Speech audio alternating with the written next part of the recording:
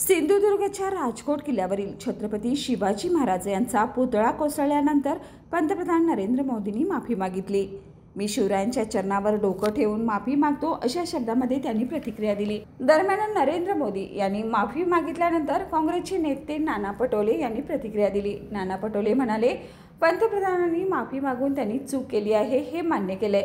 छत्रपती शिवाजी महाराजांच्या नावाने राजकारण करणाऱ्या पेशवाईने पुन्हा शिवाजी महाराजांचा अपमान केलाय। माफी मागण्याची काय गरज पडली? त्यांनी चूक केली आहे हे त्यांनी मान्य केलेलं आहे। छत्रपती शिवाजी महाराजांची जेव्हा तिथे प्रतिमा मांडली गेली त्यावेळी प्रधानमंत्री म्हणून त्यांनी सर्व काम बघायला पाहिजे होतं। हा प्रश्न माफीने सुटणार नाही। नरेंद्र मोदी, एकनाथ शिंदे आणि देवेंद्र फडणवीस या सगळ्यांनी महाराष्ट्राच्या स्वाभिमानाला ठेच लावली आहे।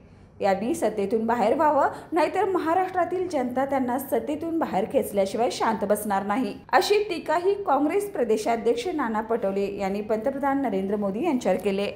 LLP IT कोल्हापूर ISO 9001:2015 नामांकित quality management system USA, UK, UAE आणि ऑस्ट्रेलिया या देशांसोबत आता कोल्हापुरातूनच मिळणार आहे काम करण्याची संधी। कोटियन IT कंपनी तुमच्यासाठी घेऊन येत आहे ही अनोखी संधी। डेटा एंट्री ऑपरेटर व इनबाउंड व्हॉइस प्रोसेस या 2 पदांसाठी वॅकन्सी उपलब्ध।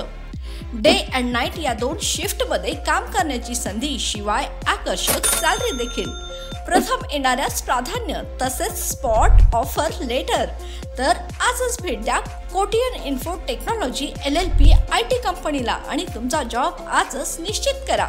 अधिक माहितीसाठी संपर्क www.kotiyaninfotech.com, मातोश्री प्लाझा, फिनस कॉर्नर, 2nd फ्लोअर, कोल्हापूर 8956911086।